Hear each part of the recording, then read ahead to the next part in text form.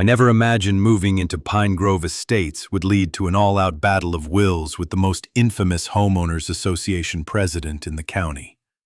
But 3 years later, I still tell this story at barbecues, and it never fails to leave jaws hanging.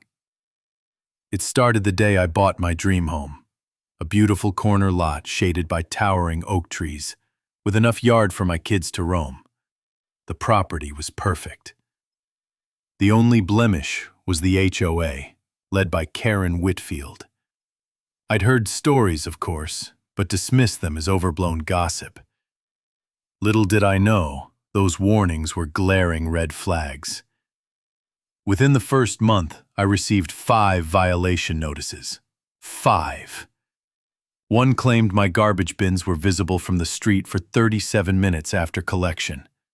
Another insisted my grass exceeded the regulation height by a 1/4 inch. I dutifully addressed each issue, though I couldn't help noticing that other homes with the same violations mysteriously received no notices. At my first HOA meeting, I met Karen in person. She was exactly what I expected. Perfectly styled blonde hair, designer clothes more suited for a country club, and nails that clicked ominously against a clipboard. I introduced myself, mentioning I owned a new excavation company. She barely acknowledged me before launching into a sermon about how she'd single-handedly kept the neighborhood from descending into chaos.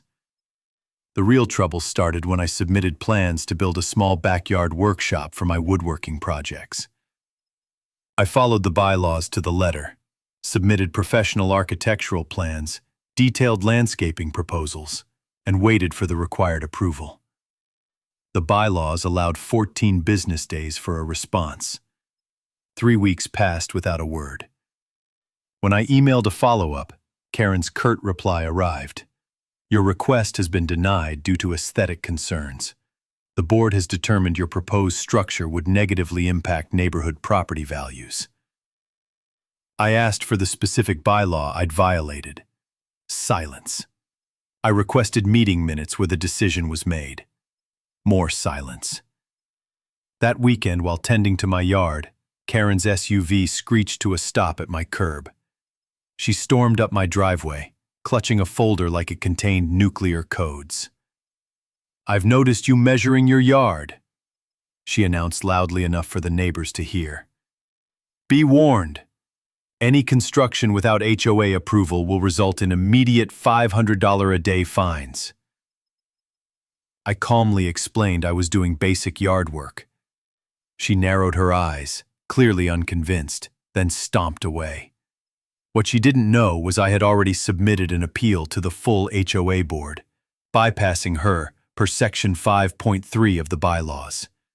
2 board members, apparently as weary of Karen's tyranny as I was, approved my plans. I made minor adjustments to the exterior finish and received official approval via certified mail. Construction started the next weekend. By Saturday afternoon, the foundation was poured, framing well underway. That's when Karen returned, tires squealing as she leapt from her SUV, red-faced and seething. "Stop this immediately!" she shrieked. "I denied this monstrosity!" Without a word, I handed her the certified approval letter. Her eyes scanned the page, face turning crimson when she saw the board members' signatures. She crumpled it. "This is invalid. They had no authority to approve this without my consent." I calmly cited the bylaw allowing majority board approval without the president's signature. Karen stormed off, vowing that it wasn't over. The next morning, I found a cease and desist letter taped to my front door, bearing only Karen's signature on HOA letterhead. My lawyer friend confirmed my approval was binding. I continued construction. By midweek, the workshop neared completion. Thursday morning, I left for work at 7 a.m. When I returned that evening, I was met with an unbelievable sight. A makeshift cinder block wall, 3 feet high, completely enclosing my property, including across my driveway. A laminated notice declared, "Unauthorized structure violation. Property access restricted pending HOA review." Stunned, I called the non-emergency police line. An officer arrived, reviewed my documents and property survey, and confirmed the wall was illegal and a trespassing offense. While the officer was still there, Karen's SUV arrived. She approached with smug satisfaction, which evaporated when she saw the patrol car. "This man constructed an illegal building," she proclaimed. "The containment barrier was authorized by me to preserve neighborhood aesthetics." The officer, visibly unimpressed, explained that regardless of HOA rules, the wall was illegal and had to be removed immediately.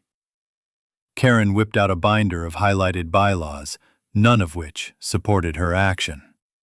The officer advised me to press charges or file for an injunction if it wasn't gone by noon the next day. I gave Karen a polite but firm ultimatum. Remove the wall, or I would, and bill the HOA. Karen laughed shrilly. "You clearly don't know how things work here." I didn't bother arguing. I called my crew. Friday morning, my excavation trucks pulled up promptly at 8 a.m. Karen arrived within minutes, shrieking about commercial equipment in a residential zone. I handed her a packet, my property survey, police report, cease and desist letter from my attorney, and an invoice for the wall's removal. "You have no authority here," she screamed. "We'll sue you for everything." Unable to stop them, she dialed the police. The same officer as the night before arrived, now visibly irritated. After reviewing everything, he warned Karen about misuse of emergency services. That's when she completely lost it, shouting about conspiracies and how she'd protected property values for years. Then, to everyone's shock, she tried to climb onto one of the excavators.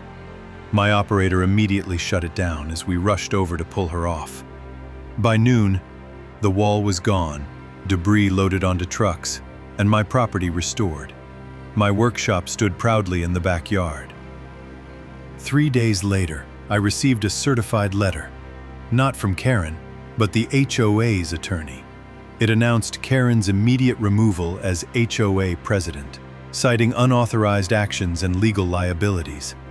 The board apologized, enclosed a check covering my invoice, and included a restraining order barring Karen from coming within 100 feet of my property. That afternoon, a moving truck arrived at Karen's house. She emerged, carrying a box, face flushed with defeat. Our eyes met briefly.